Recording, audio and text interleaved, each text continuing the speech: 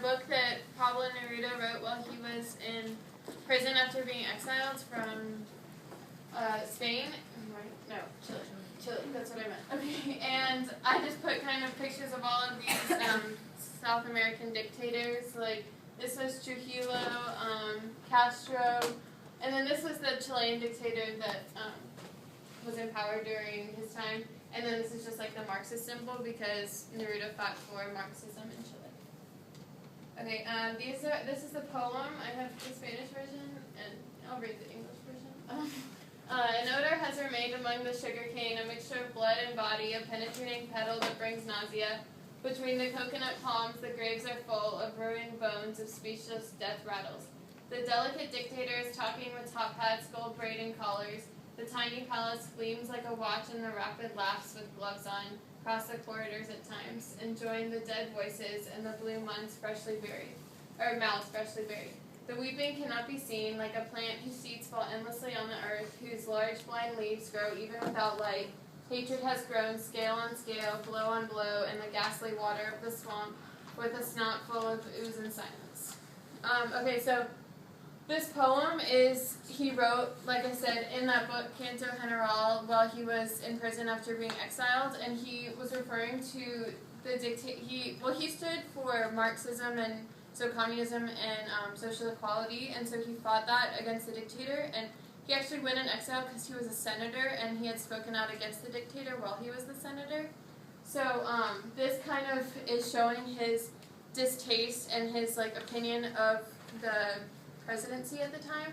And so if you see, it's like the weeping cannot be seen, so it's like the people of society that are weeping or they're being crushed by the dictatorship. Nobody's noticing them, nobody can see what they're going through. So he's kind of pointing that out, and it's like the delicate dictators talking with top hats, gold braids, and collars. It's like the dictatorship, he's talking with or he's fraternizing with people that are all they're pretentious, and they have this money, and while they're doing that, these people are being seen, and and so he wrote that. I have all this information here. He was accusing the dictator of kind of selling out to the United States of he wasn't giving the people what they deserved, what they needed at the time. And so that was his name, sorry, I forgot it, Gonzalez Videla. And and this was during the Cold War, and the Cold War had kind of permeated into the country of Chile, and so all of the repercussions of that were occurring at the time. So anyway, this poem really is just showing it's just Neruda wanted social equality, Marxism, communism, stuff like that, and this was kind of showing his opinion of what was happening at the time, and it's just speaking out against it and against the dictator. So in this clip, it's he's asked the girl to get married, and so then the preacher or whatever comes and says that Pablo Neruda can't be his best, or shouldn't be his best man because Neruda is a communist. And in this area, as you see, especially in the opera, there's the Christian Democrat who's running for his re-election, who year and year again has promised the people water and has made these empty promises. And at the beginning of the opera, you see the guy trying to get water out of the well, but he can't because it's dry. And it shows how there's broken promises from the Christian Democrats, and Christian Democrats is kind of the exact opposite of what Neruda standed for, because he was a strong atheist and also a communist, and he believed that was the best way to go about things because it would supply for the people instead of supplying for the people in power. And the preacher takes side with the Christian Democrat because, for one, he's Christian, but also he's reaped benefits from that guy being elected. So here you see him talking about how in this climate, Neruda just shouldn't be his best man.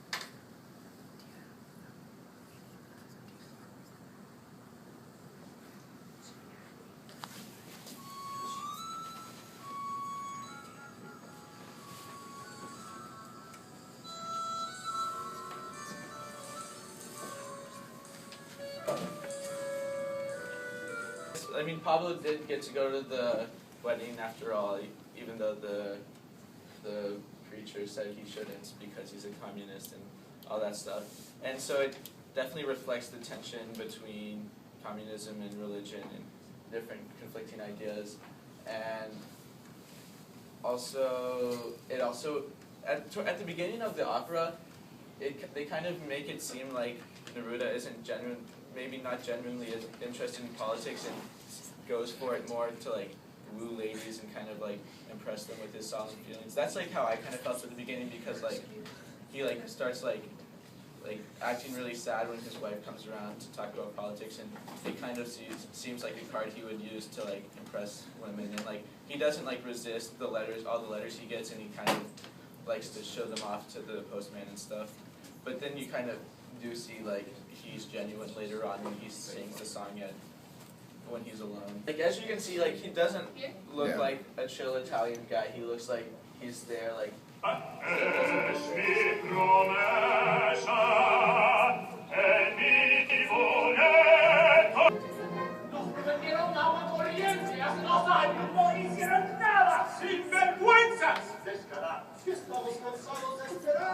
Mentirosos, ladrones, cuidado, comunista.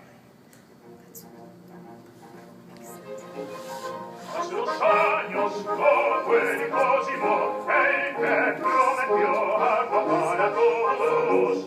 Me comprometo y hago juramento, por juramento. 20 familias vendrán a trabajar, habrá que darles algo que comer. Tal vez doña Rosa pueda acomodarlos.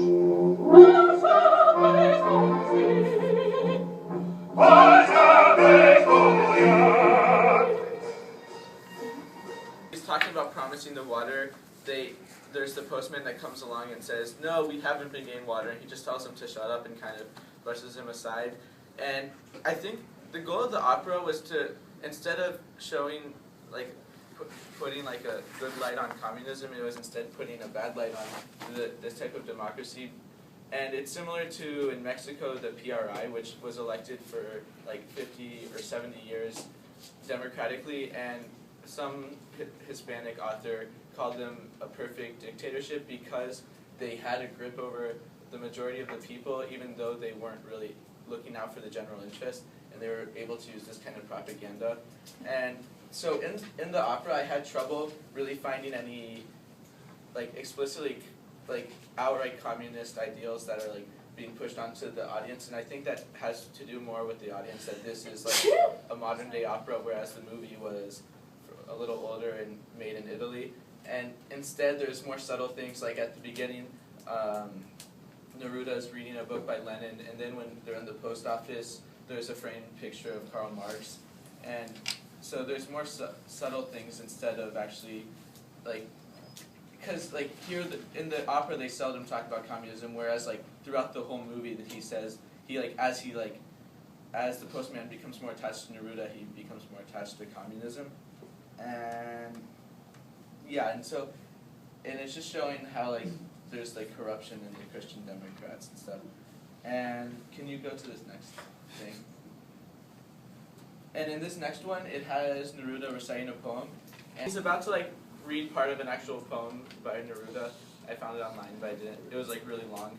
But I read online that Neruda frequently would write his poems in green ink because it was kind of like a symbol for his hope and like hopes for a future like communist prosperity and stuff. And as he recites this poem, he talks about 7 green tongues and stuff like that. And he uses metaphors not only to explain metaphors, but kind of to explain his political views and stuff. And on the background, like there's like green writing, which is kind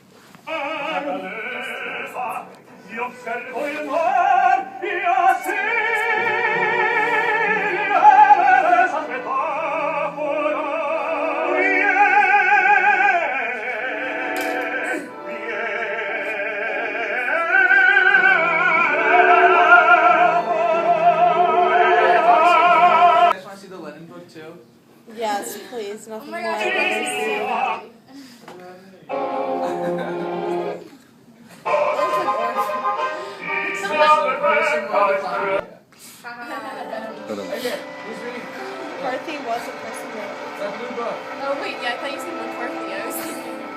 Yeah, that's what I heard. No. Yeah. So Well, he's what's his reading name? about McCarthy letters. was I saw also that one. I didn't And see yeah, I think that. Hold on, let me see my notes. on the back of your appendix. It's so fitting. Yeah, so especially in this scene, like I kind of thought that, like as the play started off, I thought it portrayed Neruda as more of like a phony, like